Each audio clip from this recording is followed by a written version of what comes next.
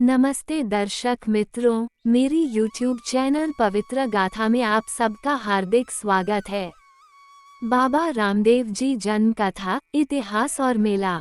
माना जाता है कि बाबा रामदेव जी का जन्म 1409 में हिंदू कैलेंडर के मुताबिक भादवे की बीज भाद्रपद शुक्ल द्वितीया के दिन रुनीचा के शासक अजमल जी के घर अवतार लिया था। इनकी माता का नाम मैनादे था। इनके एक बड़े भाई का नाम विरमदेव जी था।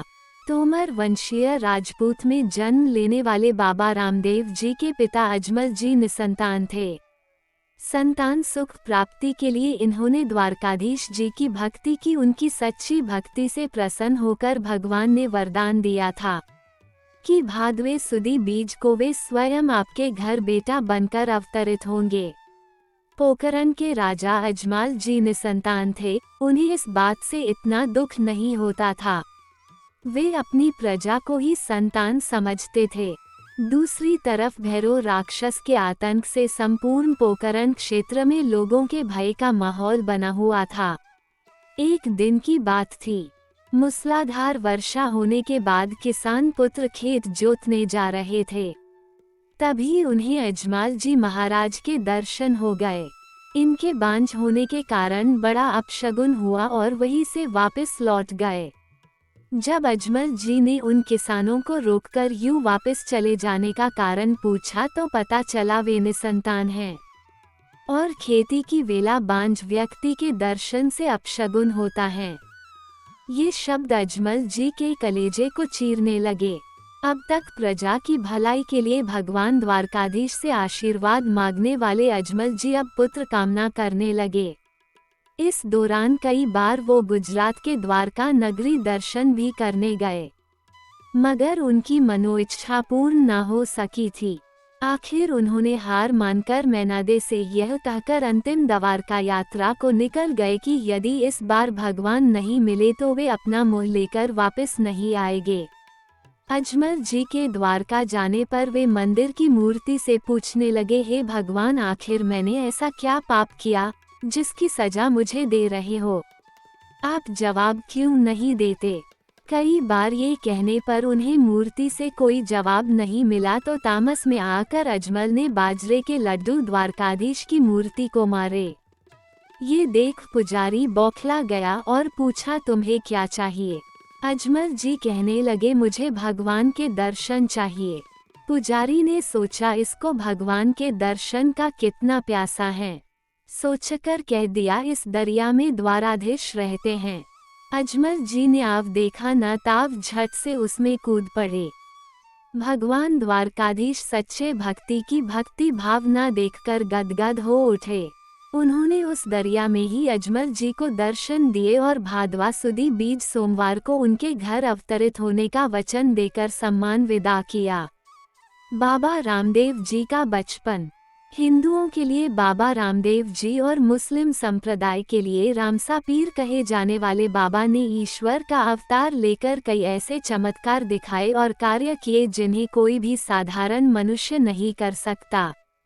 चमत्कारी पुरुष बाबा रामदेव जी के इन्हीं चमत्कारों को 24 परचे भी कहा जाता है, जिनमें बाबा ने पहला परचा झूले झूलते हुए मां मैनादे को दिया था। ऐसे रामसा पीर बचपन से छुआछूत और भेदभाव के कट्टर विरोधी थे। जब बाबा रामदेव जी पोकरण रजवाड़े के राजा बने तो इन्होंने शासक की बजाय एक जनसेवक के रूप में कई महान कार्य किए। उस समय दलित समुदाय को उच्च जाति के लोग दीनहीन समझकर उनसे बात करना पसंद नहीं करते थे। राजपूत परिवार में जन्मे इन्हीं बाबा रामदेव जी दलित बालिका डालीबाई को अपनी धर्म बहन बनाया और जीवन पर्यंत उन्होंने खुद से ज्यादा वरीयता अपनी बहन को दी। यहाँ तक कि जब रामदेव जी समाधि लेने लगे तो डालीबाई ने इसे अपनी समाधि बताकर जीवित समाधि ले ली थी, जो बाबा रामसा पीर की समाधि के पास ही स्थित हैं। इन्हीं हिंदू मुस्लिम दलित प्रेम के कारण आज बाबा रामदेव जी को सभी धर्म और संप्रदाय के लोग बड़ी आस्था से ध्याते हैं। बाबा रामदेव जी की बाल लीला।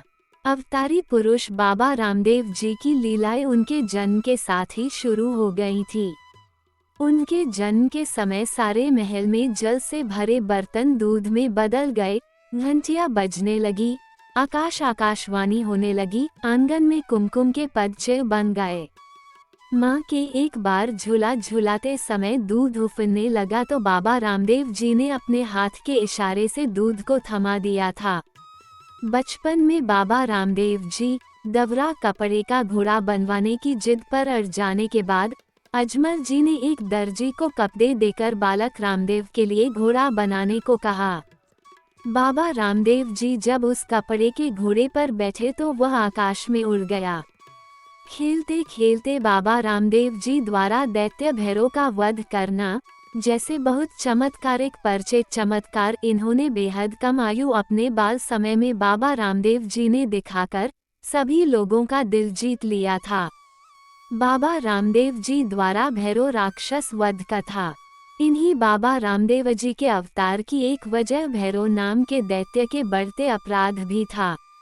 भैरव पोखरण के आसपास किसी भी व्यक्ति अथवा जानवर को देखते ही खा जाता था। इस क्रूर दैत्य से आमजन बेहद त्रस्त थे। रामदेव जी की कथा के अनुसार बचपन में एक दिन गए खेलते हुए मुनि बालीनाथ जी की कुटिया तक पहुंच जाते हैं। तभी वहां भैरव दैत्य भी आ जाता है। मुनिवा बालक रामदेव को गुदड़ी से उड़कर बालक को छुपा देते हैं। दैत्य को इसका पता चल जाता है। वह गुदड़ी खींचने लगता है। द्रौपदी के चीर की तरह वह बती जाती हैं। अतः भैरव हार कर भागने लगता है। तभी ईश्वरीय शक्ति पुरुष बाबा रामदेव जी घोड़े पर चढ़कर इसका पीछा करते हैं। लोगों की किंवदंती की माने तो उन्हें एक पहाड़ पर मारकर वही दफन कर देते हैं।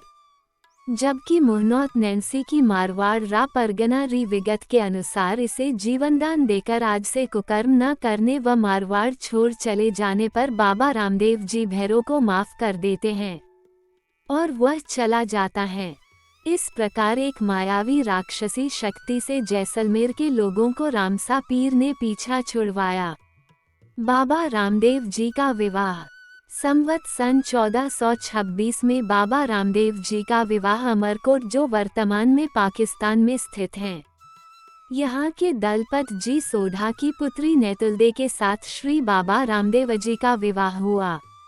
नेतलदे जन्म से विकलांग थी, जो चल फिर नहीं सकती थी, मगर अवतारी पुरुष कृष्ण अवतार ने पूर्व जन्म में रुक्मिणी नेतलदे को वचन दिया था कि वे अगले जन्म में आपके साथ ही विवाह करेंगे। विवाह प्रसंग में नेतलदे को फेरे दिलवाने के लिए बैशाखियां लाई गईं, मगर चमत्कारी श्री रामदेव जी ने नेतलदे का हाथ पकड़कर खड़ा किया और वे अपने पैरों पर चलने लगी। इस तरह बाबा रामदेव जी का विवाह बड़े हर्षोल्लास के साथ संपन्न हुआ। दुल्हन नेतलदे ने साथ अपने ग्राम रामदेवरा पहुंचने पर उनकी बहन सुगना बाई चचेरी बहन उन्हें तिलक नहीं लगाने आई। जब इसका कारण पूछा गया तो पता चला उसके पुत्र यानी रामदेव जी के भांजे को सर्प ने डस लिया था। तब बाबा स्वयं गए और अपने भांजे को उठाकर साथ लाए तो लोग हक्के बक्के से रह गए। बाबा रामदेव जी के 24 परचे चमत्कार।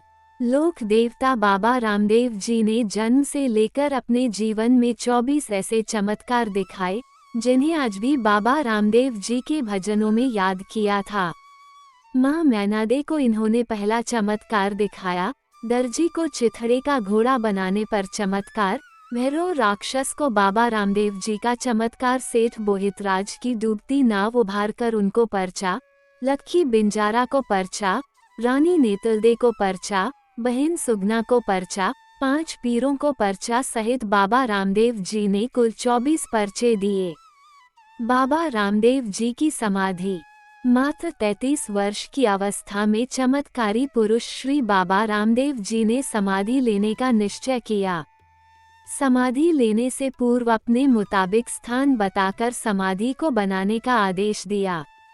उसी वक्त उनकी धर्म बहन डालीबाई आ पहुंचती हैं। वो भाई से पहले इसे अपनी समाधि बताकर समाधि में से आटी डोरा आरसी के निकलने पर अपनी समाधि बताकर समाधि ले ली। डालीबाई के पास ही बाबा रामदेव जी की समाधि खुदवाई गई। हाथ में श्रीफल लेकर सभी ग्रामीण लोगों के पैर छूकर आशीर्वाद प्राप्त कर उस समाधि में बैठ गए और बाबा रामदेव के जयकारे के साथ सदा अपने भक्तों के साथ रहने का वादा करके अंतर ध्यान हो गए। बाबा रामदेव जी का रामदेवरा मेला और जन्म स्थान। आज बाबा रामदेव जी राजस्थान के प्रसिद्ध लोक देवता हैं। उनके द्वारा बसाए गए रामदेवरा गांव में वर्ष भर मेले का हुजूम बना रहता है। भक्त वर्ष भर बाबा के दर्शन करने आते हैं। बाबा रामदेव जी के जन्मदिन भादवा सुदी बीज को रामदेवरा में विशाल मेला भरता है। लाखों की संख्या में भक्त दर्शन की खातिर पहुंचते हैं। पूरे राजस्थान में बाबा रामदेव जी के भक्तों द्वारा दर्शनार्थियों के लिए जगह जगह पर भंडारे और रहने की व्यवस्था है। लगभग 3 महीने तक चलने वाले इस रामदेवरा मेले में सभी धर्मों के लोग अपनी मुराद लेकर पहुंचते हैं। बाबा रामदेव जी की समाधि के दर्शन मात्र से व्यक्ति की सभी इच्छाएं और दुख दर्द स्वतः दूर हो जाते हैं। बाबा रामदेव जी का जन्म स्थान उन्र कश्मीर है, जो बाड़मेर जिले में स्थित है। वहां पर बाबा रामदेव जी का विशाल मंदिर है। समाधि के दर्शन करने वाले सभी भक्तगण जन्म स्थान को देखे बिना घर लौटने का मन ही नहीं करते। भगवान श्री कृष्ण का अवतार है रामदेव। बाबा रामदेव को कृष्ण भगवान का अवतार माना जाता है। उनकी अवतरण तिथि भाद्र माह के शुक्ल पक्ष द्वितीय को रामदेवरा मेला शुरू होता है। यह मेला 1 महीने से अधिक चलता है। वैसे बहुत से श्रद्धालु भाद्र माह की दशमी यानी रामदेव जयंती पर रामदेवरा अवश्य पहुंचना चाहते हैं। जय बाबा रामदेव जी। दोस्तों, आपको ये कहानी कैसी लगी कमेंट करके जरूर बताएं।